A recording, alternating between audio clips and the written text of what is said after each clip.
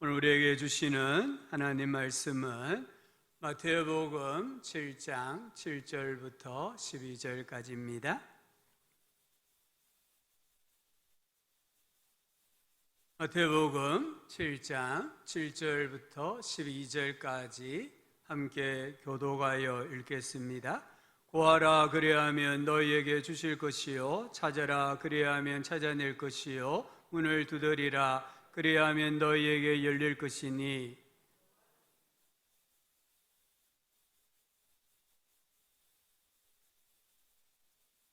너희 중에 누가 아들이 떡을 달라 하는데 돌을 주며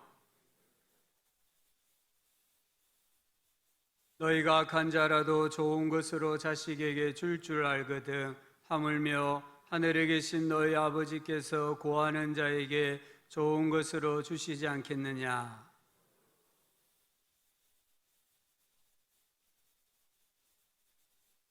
이것이 율법이요 선지자니라. 아멘. 무더운 여름에 지난 한 주 동안 또 평안하셨습니까? 혹시 오늘 교회 오시기 전에 기도하셨습니까? 기도가 무엇입니까? 기도는 우리가 필요한 것을 하나님께 구하여 받는 소원, 성취, 수단. 물론 그럴 수도 있습니다. 내가 하나님 이거 주세요, 이거 필요해요 기도해가지고 하나님께 받는 그런 수단일 수도 있어요. 하지만 기도는 그 이상의 의미가 있습니다. 기도가 무엇입니까? 하나님과 내가 함께 나누는 가장 친밀하고 직접적이고 인격적인 교제입니다. 이 기도는 인격과 인격의 만남입니다. 하나님은 인격자이시거든요. 우리도 인격이 있잖아요. 그래서 하나님과 내가 만나서 함께 친밀하게 교제하는 삶의 방식이 기도입니다. 우리는 기도를 통해서 하나님께 모든 걸 말씀을 드릴 수 있어요. 참 사람들에게는 말하기 부끄러운 일도 있고요, 또 수치되는 일도 있거든요. 그런 것들을 하나님 앞에 말씀을 드리는 거예요. 또 기도를 통해서 하소연도 해보고 부르짖어도 보고 애원도 하고 찬송도 하고 심지어 저주까지도 우리는 하나님 앞에 기도로 말씀을 드릴 수가 있어요. 기도가 무엇입니까? 기도는 하나님의 자녀에게만 주어진 권세입니다. 요한복음 1장 12절에 영접하는 자, 곧 그 이름을 믿는 자들에게는 하나님의 자녀가 되는 권세를 주셨으니, 우리 예수 믿는 신자에게 권세가 주어지는데 그게 무슨 권세냐? 하나님의 자녀라는 거예요. 하나님의 자녀는 이 세상에서 가장 큰 권세입니다. 하나님의 자녀가 되면 하나님께서 세상을 이기게 하세요. 그래서 요한일서 5장 4절에 무릇 하나님께로부터 난 자마다 세상을 이기느니라. 누구든지 하나님께로부터 난 자마다 세상을 이긴다. 세상을 이기는 승리는 이것이니 우리의 믿음이다. 하나님께로부터 나지 아니하면은 세상을 이길 수가 없다는 것이에요. 하나님의 자녀가 되면은 우리의 삶은 안전합니다. 요한일서 5장 18절에 하나님께로부터 나신 자가 누굽니까? 예수님이죠. 하나님께로부터 나신 자 예수 그리스도께서 그를, 하나님의 자녀를 지키심에 악한 자가 그를 만지지도 못하느니라. 하나님의 자녀가 되면은 세상의 악한 자, 원수 마귀가 하나님의 자녀를 손끝 하나 대지 못하도록 예수님께서 지켜주신다라고 말씀하셨어요. 하나님의 자녀가 되면은 기도할 수 있습니다. 기도는 하나님께서 믿는 자에게 주신 권세이고 이 권세를 누릴 수 있는 가장 구체적인 신앙의 행위입니다. 기도는 하나님께서 자기 자녀에게만 주신 은혜요 특권입니다.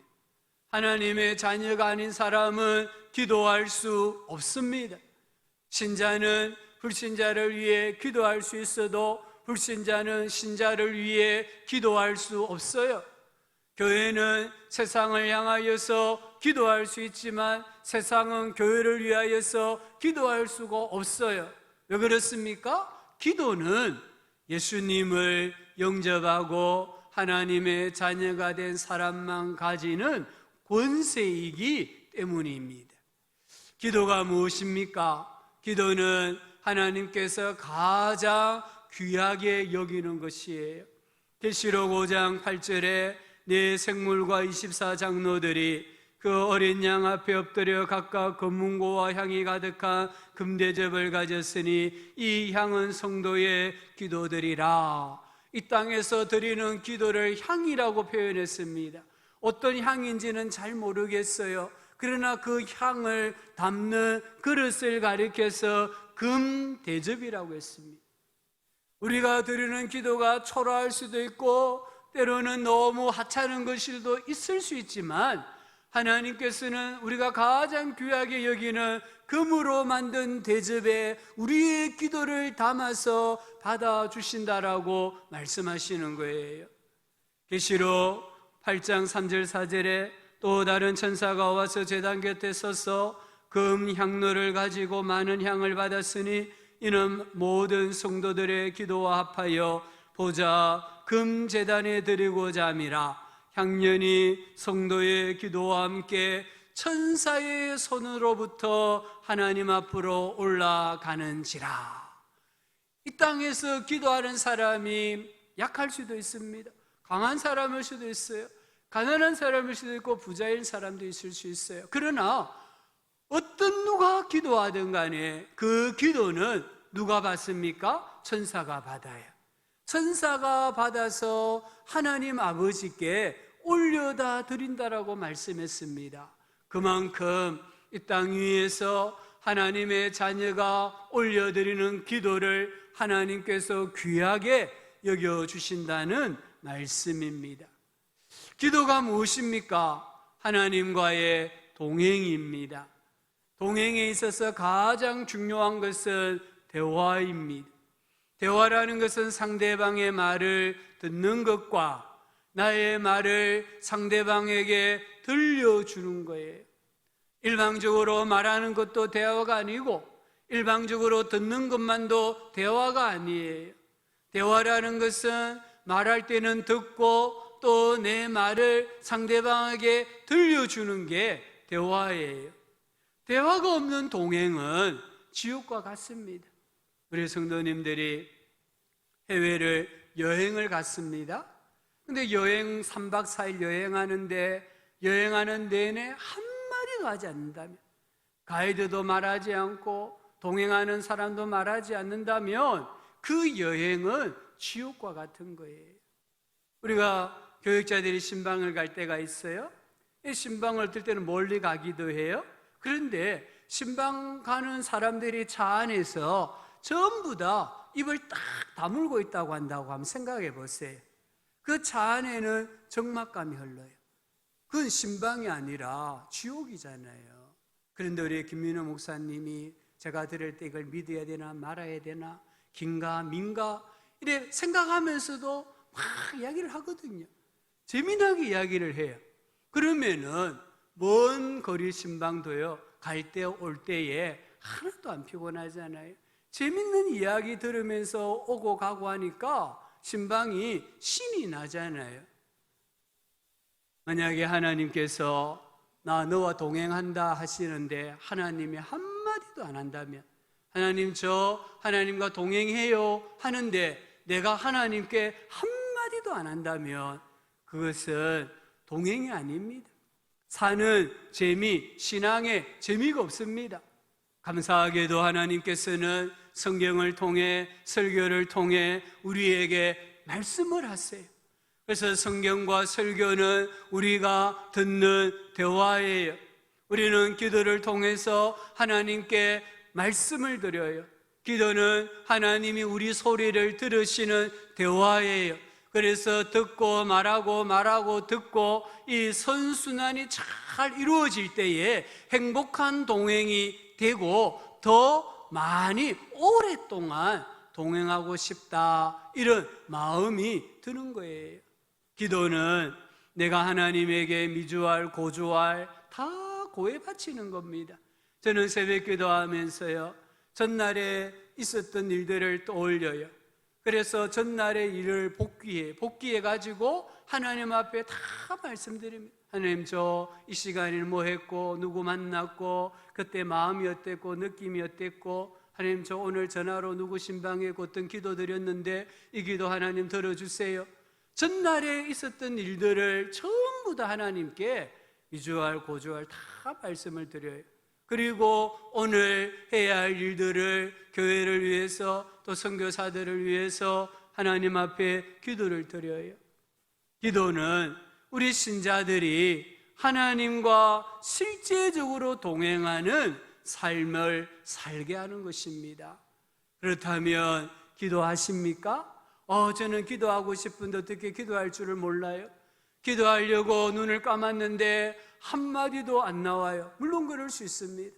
그래서 우리 기도를 도와주는 분이 계십니다. 첫 번째는 성령님이세요. 로마서 8장 26절 27절에 이와 같이 성령도 우리의 연약함을 도우시나니 우리는 마땅히 기도할 바를 알지 못하나 오직 성령이 말할 수 없는 탄식으로 우리를 위하여 친히 간구하시느니라. 마음을 살피시는 이가 성령의 생각을 하시나니 이는 성령이 하나님의 뜻대로 성도를 위하여 간구하심이니라. 내가 기도하려고 왔는데 엎드렸는데 말이 안 나와요. 입이 안 열려요. 그럴 때 성령 하나님께서 안타까워하시면서 우리를 대신하여 하나님 앞에 기도해 주신다는 거예요. 내가 하나님 앞에 기도하는데 하나님이 들어보시니까 잘못된 기도예요. 이 기도 들어주면 내가 큰 낭패를 당할 것 같아요. 그러면은 성령님께서 하나님의 뜻대로 바르게 하나님께 기도해 주신다고 했잖아요. 기도하지 못해도, 기도를 잘 못해도, 정말 청산유수와 같이 내가 말을 잘하지 못해도 하나님 앞에 와서 엎드리세요. 여러분이 머무는 곳에 엎드리세요. 입이 안 열려도 엎드리세요. 그러면 성령님께서 나를 대신해서 하나님 앞에 기도해 주시고, 혹 내가 잘못된 마음으로 기도하는 것이 있으면은 하나님의 뜻대로 바르게 기도해 주십니다. 두 번째는 예수님이십니다. 히브리서 7장 25절에 그러므로 자기를 힘입어 하나님께 나아가는 자들을 온전히 구원하실 수 있으니 이는 그가 예수님이 항상 살아계셔서 하나님의 자녀들을 위하여 간구하심이니라. 우리 예수님께서 하나님 보좌 우편에서 성도들을 위하여, 교회를 위하여 중보 기도하고 계신다고 하셨어요. 세 번째, 우리 기도를 돕는 자들이 누굽니까? 교회 성도들입니다. 에베소서 6장 18절에 모든 기도와 간구를 하되 항상 성령 안에서 기도하고 이를 위하여 깨어 구하기를 항상 힘쓰며 여러 성도를 위하여 구하라.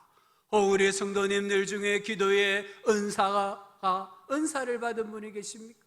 중보기도에 은사를 받은 분이 계십니까? 오늘 바울의 권면처럼 교회 성도들을 위하여 기도하시기 바랍니다. 분명히 기도해야 될 사람이 기도하지 않아요. 그러면 우리가 대신해서, 내가 대신해서라도 그 사람을 위해서 기도하면 하나님이 들어주시는 거예요. 그래서 기도에 삼겹줄이 있어야 됩니다. 이 삼겹줄의 기도가 우리를 도와주시고 계세요. 그런데 왜 우리는 기도하지 않습니까? 그런데 왜 우리는 기도에 응답이 없다고 생각하십니까? 기도하지 않기 때문입니다.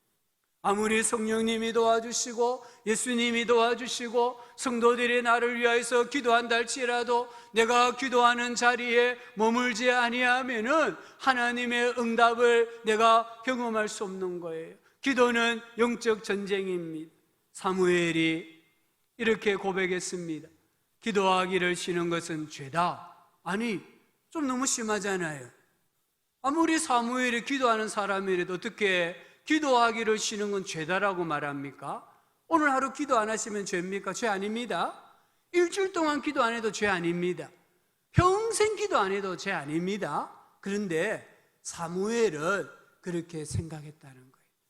사무엘은 자기가 이스라엘의 사사요 제사장이요 선지자로서 이스라엘 백성들을 위해서 하루라도 기도 안 하면은 하나님 앞에 죄 짓는 거다, 이런 나름대로의 믿음을 가지고 있었다는 거예요. 그러니까 사무엘이 기도하지 않을 수 없잖아요. 그래서 사무엘은 매일매일 이스라엘 자손들을 위해서 하나님 앞에 기도했다는 것이잖아요. 우리 성도님들, 믿음의 부모님들, 정말 부탁을 드립니다. 사무엘의 영성을 가지셔야 돼요. 내가 믿는 부모라면은 내가 기도하지 않는 것은, 기도하기를 쉬는 건 죄다, 죄 아닙니다. 제가 분명히 말씀드립니다. 그러나 믿음의 부모가 자식들을 위하여 기도하는 걸 쉰다고 하면 죄다라고 여겨야 된다는 거예요. 우리 교회의 일꾼들이, 교회 영적 지도자들이 교회를 위해서, 성도들을 위해서 기도하지 않으면 내가 하나님 앞에 죄 짓는 거다, 이런 영성, 이런 믿음을 가져야 돼요. 그래야 우리가 어떻게 합니까? 억지로라도 기도해요. 이런 신앙이 없으면은 우리는 진짜 평생에 기도하지 않고 살아갈 수 있어요. 기도하지 않고 예수 믿을 수 있어요. 그러나 이런 거룩한 부담감을 가지면은, 그래 내가 믿음의 부모인데, 그래 내가 교회 영적 지도자인데 기도해야지 하면서 기도하는 자리도 나오고 삶의 현장에서 하나님 앞에 무릎을 꿇고 기도할 수 있는 거예요. 우리 부모님들이 정말 기도할 때에 자녀들의 삶에 동행할 수가 있습니다. 교회 직분자들이 함께 기도하는 자리를 지키고 기도함으로 성도들을 응원하고 격려하고 희로의 애락을 함께 나눌 수 있는 그런 우리 교회 직분자들, 영적 지도자들이 되어야 합니다. 우리 예수님께서 하나님과 동행하는 삶을 방해하는 두 가지를 말씀하셨습니다. 염려하는 것과 비판하는 것이라고 하셨어요. 그래서 예수님, 너희들 염려하지 말아라, 너희들 비판하지 말아라 하셨잖아요. 이게 가능합니까? 이게 진짜 가능할까요? 예수님은 가능하다고 하세요. 그러면서 기도하라고 말씀하세요. 예수님 기도했는데 염려가 되는데요, 예수님 기도했는데도 자꾸만 비판하고자 하는 마음이 생기는데요, 그래 기도해라, 또 기도해라, 또 기도해라고 하시잖아요. 이게 구하라, 찾아라, 두드리라는 말씀의 의미입니다. 우리 인간은요, 이렇게 누가 말하더라고요. 염려하지 않으면 비판한대요. 이 염려와 비판은 인간의 죄악된 본성이에요. 그래서 우리가 정말 기도하지 않으면은 아무리 예수를 잘 믿는데도 염려하게 되고 비판하게 되는 거예요. 그래서 우리는 기도를 해야 한다는 것입니다. 하나님의 자녀는 세상 만사 때문에 염려하지 않습니다. 하나님의 자녀는 자신을 살피지 않고 무작정 다른 사람을 비판하지 않습니다. 그러면 무슨 낙으로 삽니까? 이 세상 사람들은 남 흉보고 남 비판하고 남 정죄하고, 그리고 좀 염려하는 게 고상하게 보인다고 생각해서 마치 철학자가 된 것처럼 염려하고 근심하며 사는데, 그러면 신자는 무슨 낙으로 삽니까? 예수님 말씀하시잖아요. 기도의 낙으로 살아야 된다. 이 구하라, 찾아라, 두드리라는 생활 습관을 말하는 겁니다. 너 기도가 인생의 재미가 되어야 되고 인생의 낙이 되어야 된다고 말씀하는 거예요. 9절 10절에 너희 중에 누가 아들이 떡을 달라 하는데 돌을 주며 생선을 달라 하는데 뱀을 줄 사람이 있겠느냐? 아무도 없습니다. 여기 돌은요 마치 떡처럼 생겼어요. 색깔도 모양도 비슷한 떡처럼 생긴 돌이에요. 아들이 아빠 저 너무 배가 고파요. 그래서 아들을 식당으로 데려갔는데 아버지가 돈이 아까워서 안으로 안 들어가고 너 뭐 먹고 싶니? 돈가스 먹고 싶어요.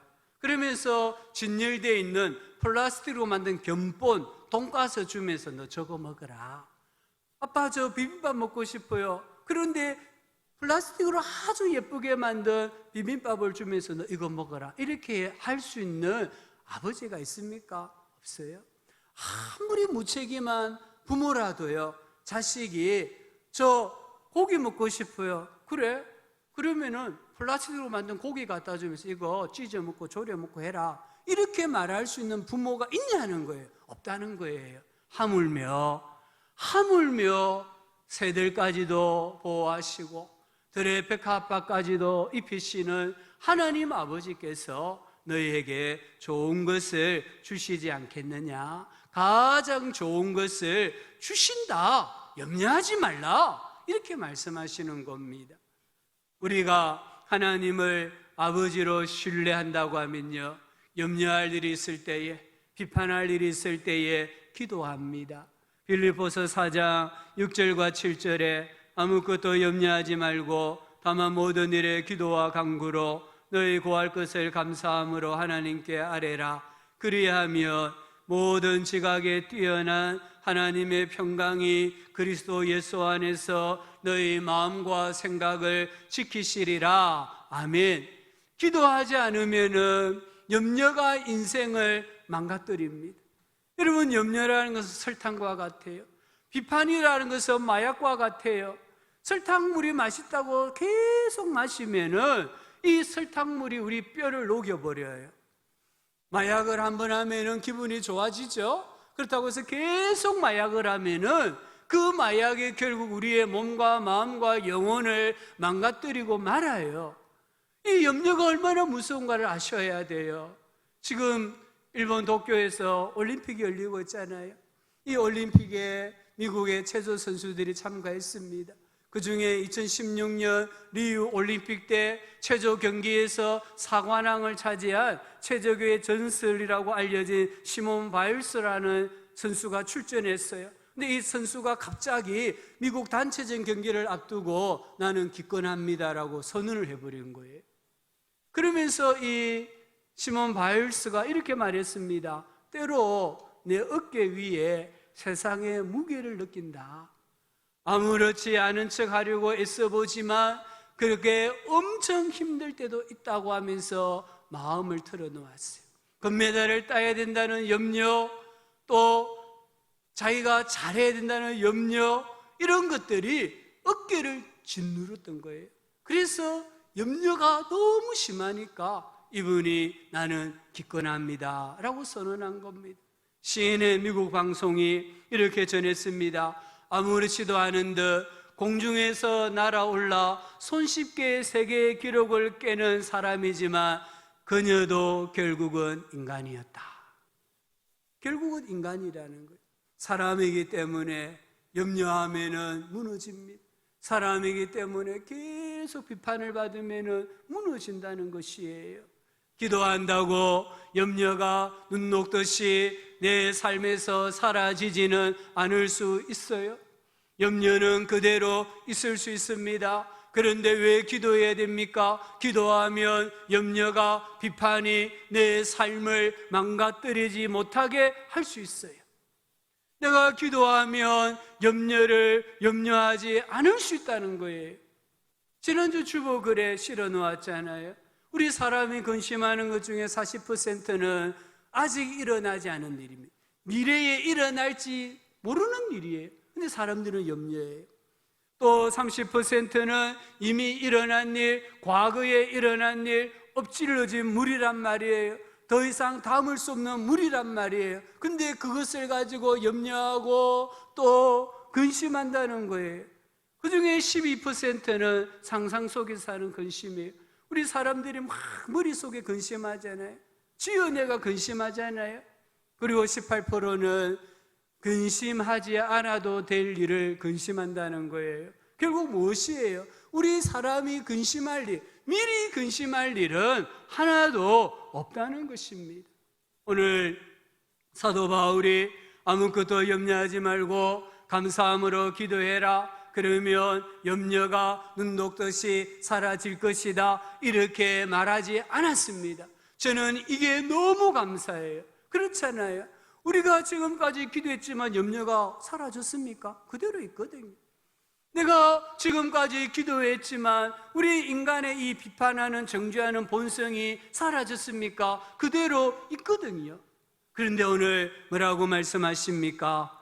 염려해야 될 때에, 비판해야 될 때에 기도하면 하나님의 평강이 그리스도 예수 안에서 너희의 마음과 생각을 지키시리라. 아멘.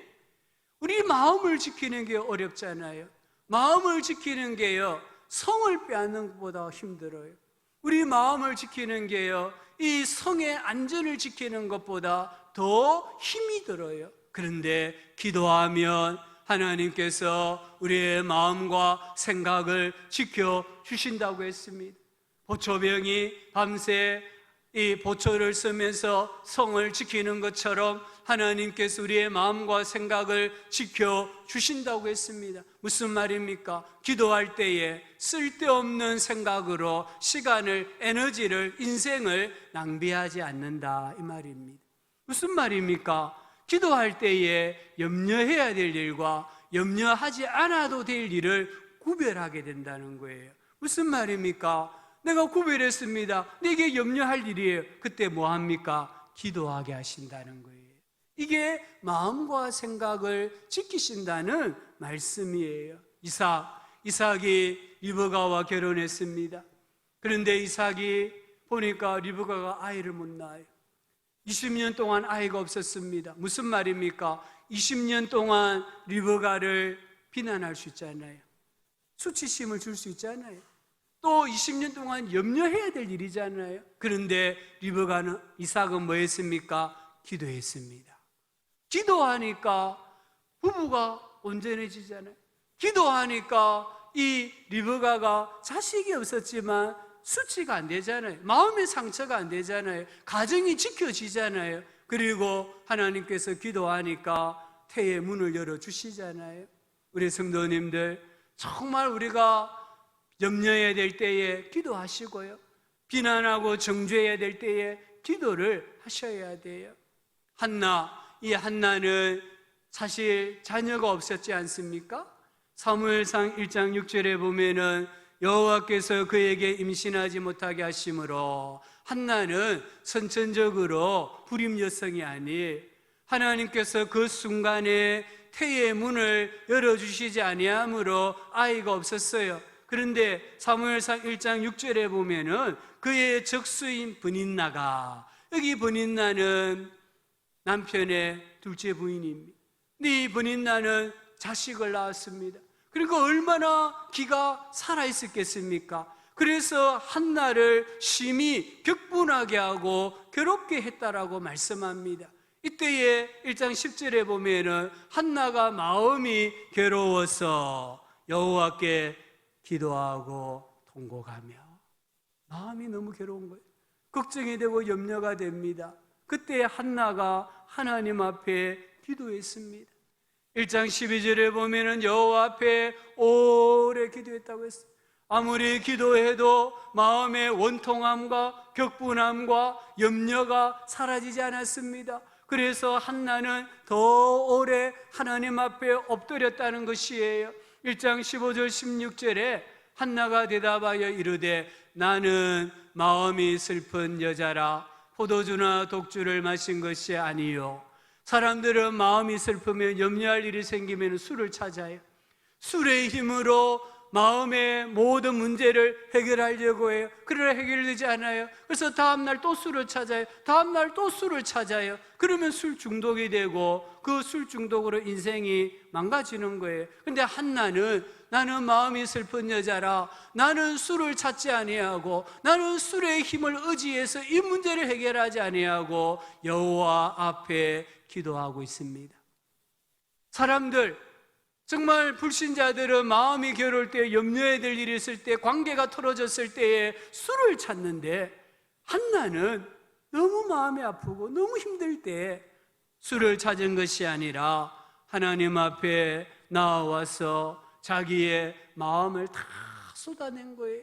나의 원통함과 나의 격분됨이 많았기 때문에 제가 금식하며 기도했습니다. 울며 기도했습니다. 정말 부끄러워서 입도 열지 못하고 중얼중얼 기도했다라고 말하잖아요. 그때 하나님께서 한나의 기도 들어주시고요, 한나에게 사무엘을 주시잖아요. 우리 성경 역사뿐만 아니라 우리 세계사에 전무후무한 영향력을 끼치는 큰 인물이 사무엘이거든요. 이 사무엘을 하나님이 주셨잖아요. 다니엘을 보십시오. 다니엘서 6장에 보면은 왕의 신하들이 조서를 만들어서 왕에게 왔습니다. 왕이여, 이제부터 30일 동안에 누구든지 왕이 어떤 신에게나 사람에게 무엇을 구하면 사자굴에 던져 넣기로 합시다. 그러면서 종이를 하나 보이면서 도장을 찍어달라고 해요. 왕이 도장을 찍어주고 모든 나라의 법령으로 선포했습니다. 다니엘서 6장 10절에 다니엘이 이 조서에 왕의 도장이 찍힌 것을 알고도, 무슨 말입니까? 기도하면 사자굴에 던져져요. 알고도 자기 집에 돌아가서는 윗방에 올라가 예루살렘을 향한 창문을 열고 전에 하던 대로 하루 3번씩 무릎을 꿇고 기도하며 그의 하나님께 감사하였더라. 염려해야 될 때에, 내가 기도하면 사자굴에 던져질까 말까 염려해야 될 때에 기도했습니다. 다른 동료들을, 신하들을 비난하고 정죄해야 될 때에 다니엘은 기도했습니다. 기도했다고 해서 사자굴이 없어졌습니까? 사자굴이 폐하여졌습니까? 아닙니다. 다니엘은 기도했지만 사자굴에 던져졌어요. 기도했을 때 사자들이 없어진 게 아니라, 사자굴이 폐하여진 게 아니라, 기도했지만 다니엘은 사자굴에 던져졌습니다. 그런데 성경이 뭐라고 말씀합니까? 다니엘서 6장 22절에 나의 하나님이 이미 그의 천사를 보내어 다니엘이 기도할 때에 하나님이 천사를 사자굴에 앞서 보내시어 사자들의 입을 봉하셨으므로 사자들이 나를 상해하지 못하게 하였사오니, 기도했을 때에 사자굴은 여전히 있었습니다. 굶주린 사자들은 여전히 있었습니다. 그러나 하나님께서 사자들의 입을 딱 막아버리신 거예요. 마치 테이프로 봉하듯이 막아버리신 거예요. 사자들이 날카로운 발톱을 안으로 숨기고 밖으로 펴지지 못하게 하신 거예요. 그래서 다니엘이 떨어질 때도 사자가 가만히 있었던 거예요. 반면에 이 다니엘을 모함했던 다른 신하들은 그 가족들과 함께 이 사자굴에 던져졌습니다. 사자굴에 던져졌을 때 성경에 보니까 이들의 몸이 이 사자굴 바닥에 닿기 전에 사자들이 점핑을 해가지고 뛰어 올라서 이 사람들의 몸에 뼈까지 부숴뜨리고 먹어치웠다라고 말씀하시는 거예요. 그리고 다니엘은 형통하였다라고 말씀합니다. 여전히 사자굴이 있고 여전히 굶주린 사자가 있지만 기도하니까 그 사자가 내 생명을, 내 인생을 해치지 못하도록 하나님께서 역사하여 주신 것을 우리에게 보여줍니다. 사도 베드로 사도행전 12장에 보면은 헤롯 왕이 야고보를 잡아서 죽였습니다. 유대 군중들이 너무 좋아하는 거예요. 그래서 헤롯 왕이 또 용기를 내어서 베드로도 잡아 죽이기 위해서 잡아서 옥에 가두어 놓았습니다. 사도행전 12장 5절에 베드로는 옥에 갇혔고, 베드로 옥에 갇혔습니다. 교회가 뭘 합니까? 교회는 그를 위하여 간절히 하나님께 기도하더라. 염려하지 않았습니다. 헤롯 왕을 비난하고 정죄하지 않았습니다. 오히려 교회는 기도했습니다. 기도하니까 12장 10절에 보면은 이에 기도하니까 하나님께서 천사를 옥에 보내셔서 잠자고 있는 베드로를 깨우셔서 이제 나오게 하는데, 추록하게 하시는데 첫째와 둘째 파수를 지나 시내로 통한 새 문이 이르니 문이 저절로 열리는지라. 무슨 말입니까? 베드로가 깊은 옥에 갇힌 거예요. 그런데 베드로가 나오려고 하면 여러 문들이 있어요. 그런데 이 문을, 첫 번째 문에 도착하니까 문이 그냥 자동적으로 열린 거예요. 그 다음 문에 도착하니까 또 문이 열린 거예요. 모든 문을 통과하고 최종적으로 바깥 문에 도착했는데 그때도 문이 자동적으로 열린 거예요. 베드로가 이때까지는 비몽사몽간이었습니다. 그런데 문을 다 통과했을 때 깨달은 거예요. 이거는 보통 일이 아니다. 그래서 사도행전 12장 12절에 보면은 깨닫고 마가라는 요한의 어머니 마리아의 집에 가니 여러 사람이 거기에 모여 뭐하고 있었습니까? 기도하고 있더라. 기도하니까 이 옥문을 지키는 파수꾼이 서 있지만 안 보이는 거예요. 이 파수꾼이 서 있지만 문이 자동적으로 열리는 거예요. 하나님 앞에 기도하니까 하나님께서 베드로를 나오게 하신 거잖아요. 우리 성도님들 염려해야 될 때에, 비판해야 될 때에 기도하시기를 주의 이름으로 축원합니다. 지난주 어떤 권사님이 급하게 저러 와서 목사님 기도해 주세요. 그러면서 말씀하시기를 어머니가 이제 음식을 잘 안 드신 지가 좀 됐는데 어머니 몸에서 열이 나는데 39도가 넘는데 지금 119 구급차를 타고 병원에 가야 되는데 어떤 병원도 안 받아준다는 거예요. 열이 나니까. 고열이 나면은 지금 병원에서 안 받아줘요. 부산대학병원도 안 받아주고 보건병원도 안 받아주고 가까이 있는 성모병원도 안 받아주고 목사님 기도해달라는 거예요. 그래서 제가 우리 중보기도 팀들에게 급하게 긴급 기도라고 보냈습니다. 병원이 나기를. 근데 병원이 안 나요. 제가 전해보니까 아직도 병원이 없어가지고 지금 이 도로 위를 구급차가 왔다 갔다 하는 거예요, 그냥. 그래서 한 30분, 40분 지나도 병원이 안 나니까 어쩔 수 없이 그냥 이 구급차가 용당에 있는 본부로 갔대요. 그리고는 그 본부에서 그냥 차 안에서, 구급차 안에서 어머니 산소 마스크만 끼고 병원이 나기를 기다리는데 부산에는 어떤 병원도 안 받아주는 거예요. 그래서 시외에 혹시 경남권에 있는 병원에서 받아줄까 싶어서 본부에서 119 직원들이 지금 다 전화를 하고 있다는 거예요. 안 받아주는 거예요. 우리 성도님들 중보기도 팀도 어떻게 기도하시는지 모르겠어요. 저는 이렇게 기도했습니다. 저는 살려달라고 기도하지 않았습니다. 우리 권사님 어머니 90대 중반 노모세요. 천국 가시도 괜찮아요. 근데 저는 이렇게 기도했습니다. 하나님, 우리 권사님 마음에 한이 되지 않게 해주십시오. 그렇잖아요. 어머니가 병원에서 받아주지 않아서 구급차 안에서 만약에 천국 가셔보세요. 그러면 이 딸의 마음이 얼마나 한이 되고 상처가 되겠어요. 그래서 하나님, 우리 권사님 마음에 한이 안 되고 상처가 되지 않도록 병원 문을 열어주세요. 기도했습니다. 그리고 잠시 후에 권사님 전화 왔습니다. 목사님 감사합니다. 어머니 지금 부산 성모병원, 우리 용호동에 있는 성모병원으로 간대요. 처음에는 이 병원이 문을 안 열어준다 했어요. 응급실에 받아줄 수 없다 했는데 문을 열어준대요. 그러면서 감사하다고 전화가 온 거예요. 보십시오. 인간적으로는 안 되잖아요. 지금 어떤 부산에는 대학병원 심지어 부산 의료원은 열어줘야 될 의무가 있는데도 안 열어주는 거예요. 그래서 기도했더니 하나님께서 닫힌 문을 열어주시잖아요. 불가능한 것을 하나님이 가능하게 해주시잖아요. 그래서 코로나 검사해 보니까 음성이 나오고 중환자실에서 열도 떨어지고 치료를 받고 있다라고 말씀을 전해주셨어요.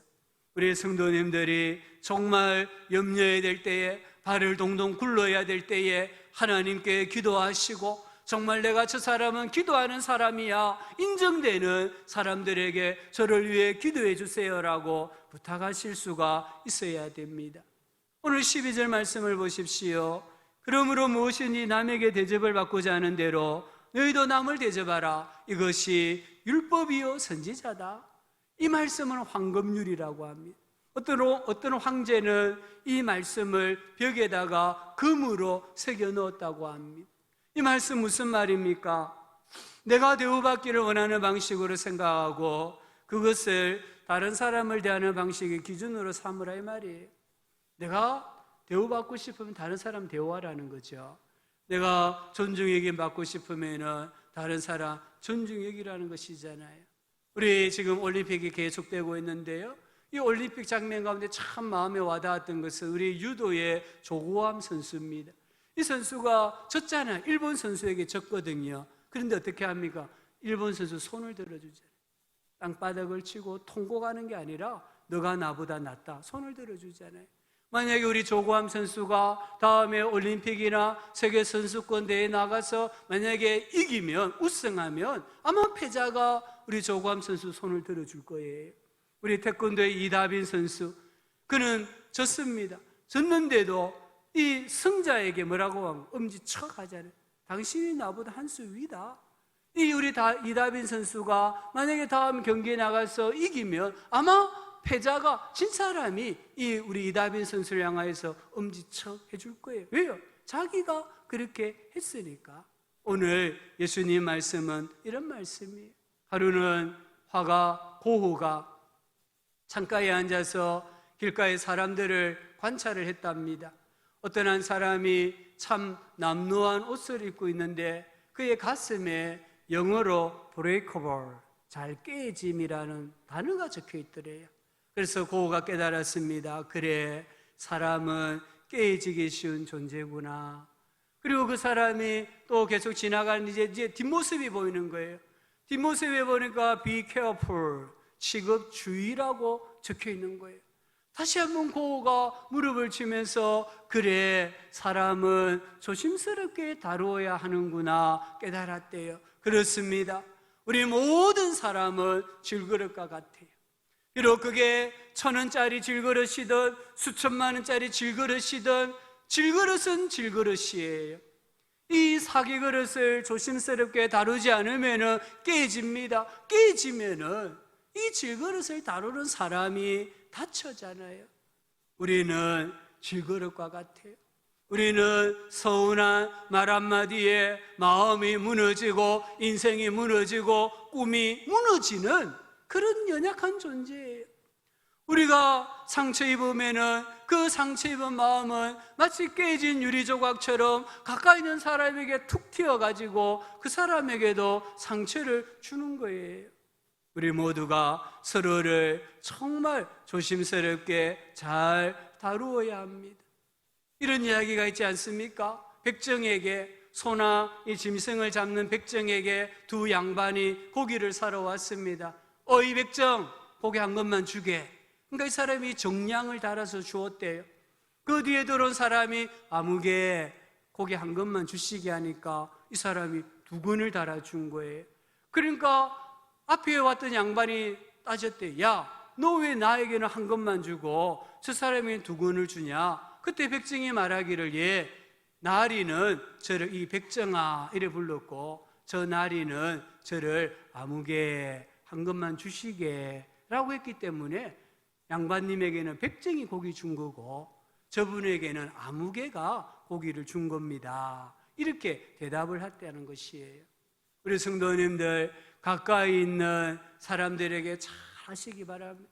왜 우리가 밖에 나가면 알지도 못하는 사람이 그렇게 예의를 갖추고 존중하면서 왜 자기 배우자는, 왜 자기 자식들은 그렇게 비난하고 비판하고 정죄합니까? 함부로 말합니까?